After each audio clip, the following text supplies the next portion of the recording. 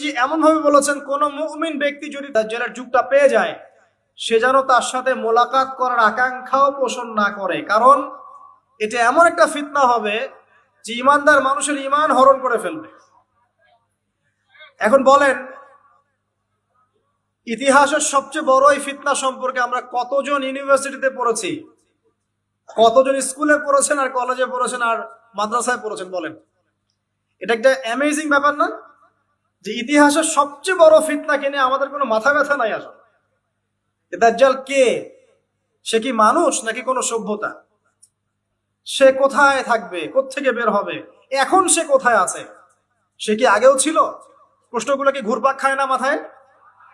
আচ্ছা, সহজ করে একটা উত্তর বলি, আজকে ডিটেলস বলার সময় নাই। দাজ্জাল কে? একজন মানুষ, এটা কোনো সভ্যতা নয়। ওই যে ফ্রেঞ্চ ক্যাট দাড়িওয়ালা কিছু মানুষ বেরিয়েছে এখন, দিন ইসলামের দাওয়াত দিয়ে বেড়াচ্ছে এবং বলছে যে দাড়ি টুপির মধ্যেই আপনার ইসলামকে মানে একত্রিত করে ফেলেছেন, এর প্রতিবাদ স্বরূপ সে আর দাড়ি রাখে না। অনলাইনে দেখছেন না? আচ্ছা, যাক, নাম টাম বলছি না।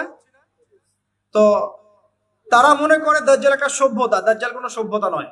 সোজা কথা শুনে রাখেন, দাজ্জাল একজন ইহুদি যুবক হবে। কে হবে? ইহুদি যুবক, যে পৃথিবীর শুরু থেকেই পৃথিবীতে ছিল। প্রমাণ, নবী সাল্লাল্লাহু আলাইহি ওয়াসাল্লাম বলেছেন, এমন কোন নবী নাই যিনি তার কওমকে দাজ্জালের ফিতনা সম্পর্কে সতর্ক করেন নাই।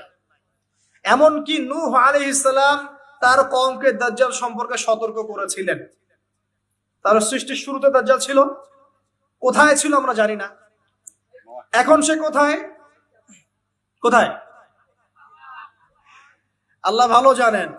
দেখেন, আমি আপনাকে একটা হাদিস বলি, আপনার মাথা ঘুরবে, আপনি কোনো কনক্লুশন পাবেন না, বলে রাখ।